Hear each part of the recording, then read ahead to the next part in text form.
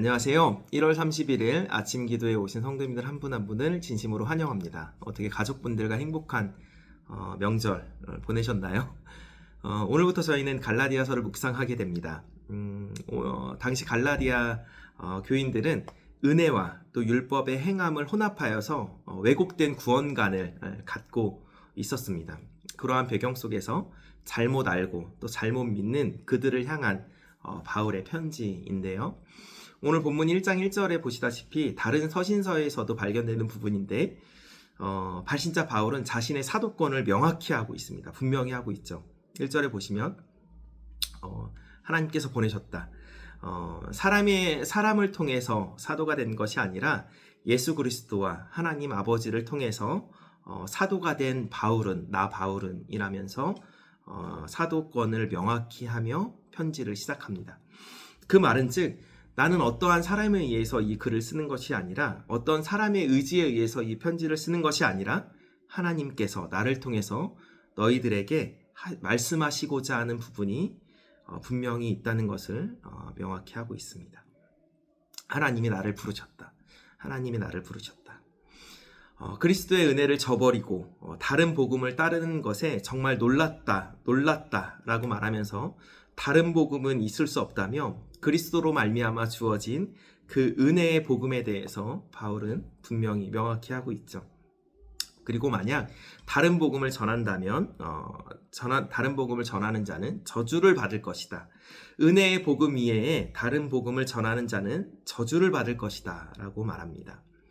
또한 내가 이렇게 이야기하는 것은 사람에게 잘 보이려고 하는 것이 아니라 또 사람을 기쁘게 하려고 하는 것이 아니라 이 기쁜 소식, 즉 은혜의 복음을 사람에게 받았거나 배운 것이 아니라 예수 그리스도의 계시로 받은 것을 또 분명히 하고 있습니다.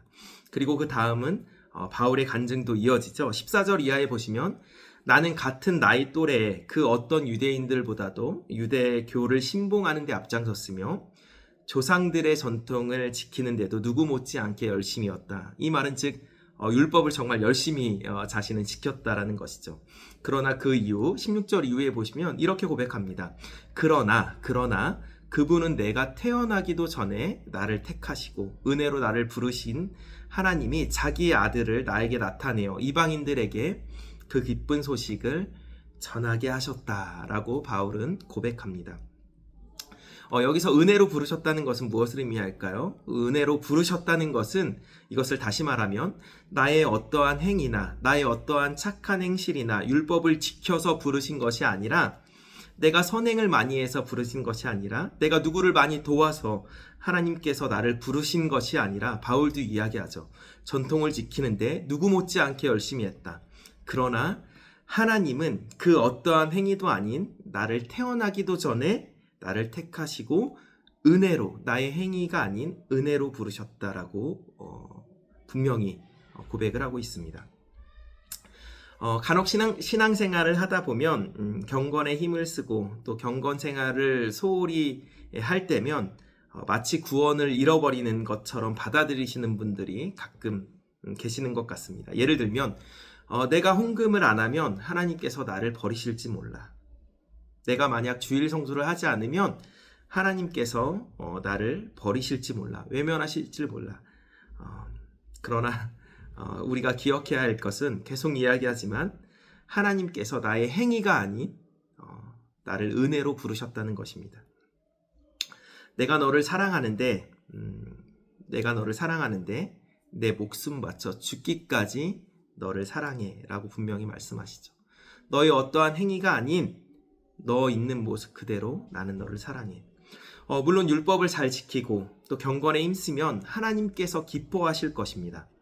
그러나 그것으로 인해서 그 행위로 인해서 하나님의 사랑이 나를 떠나거나 그분이 우리를 버린다고 생각하는 것은 정말 잘못된 생각입니다. 지난번에도 말씀드렸다시피 하나님은 우리를 끝까지 포기하지 않으시고 우리를 사랑하십니다. 만약 행위로 율법을 지키는 것으로 구원을 받는다고 하면 이 앞에서 말씀을 나누는 저부터 그리고 말씀을 함께 나누는 성도님들 누가 구원을 받을 수 있겠습니까? 행위로 구원을 받는다고 하면 아마 아무도 없을 것입니다. 그러기에 누구도 자랑하지 못할 것이라고 바울은 분명히 이야기하죠. 에베소 2장 8절에서 9절입니다. 하나님의 은혜로 여러분은 그리스도를 믿어 구원을 받았습니다. 그것은 여러분의 힘으로 된 것이 아닙니다. 하나님의 선물입니다. 그것은 우리의 선행으로 된 것이 아니므로 아무도 자랑할 수도 없습니다. 그리고 로마서 3장 27절부터 30절까지 조금 길 수 있지만 제가 이 말씀도 같이 읽어드릴게요. 그렇다면 사람이 자랑할 것이 어디 있겠습니까? 자랑할 것이라고는 하나도 없습니다. 어떠한 법으로 사람이 의롭게 됩니까? 율법을 지키는 데서 오는 것입니까? 이런 것과는 상관이 없습니다. 의롭게 되는 것은 오직 믿음의 원리에 의해서만 이루어집니다. 28절입니다. 사람은 율법을 지키는 것과는 상관없이 믿음으로 의롭게 된다고 우리는 생각합니다. 하나님이 유대인들만 하나님이십니까? 이방인들의 하나님도 되지 않으십니까? 하나님은 이방인들의 하나님도 됩니다. 하나님은 오직 한 분이시므로 그분은 할례를 받은 사람이나 할례를 받지 않은 사람이나 동일하게 믿음으로 의롭게 해주십니다. 우리의 행위가 아닌 오직 우리의 믿음으로 우리를 의롭다 해주시죠. 아침 말씀을 같이 나누는 성도님이라면 하나님과의 뜨거운 첫 만남이 있을 것입니다. 내가 어떠한 행위를 잘해서 내가 선행을 해서 하나님께서 우리를 만나주셨나요? 그 첫 만남이 이루어졌나요? 아닙니다.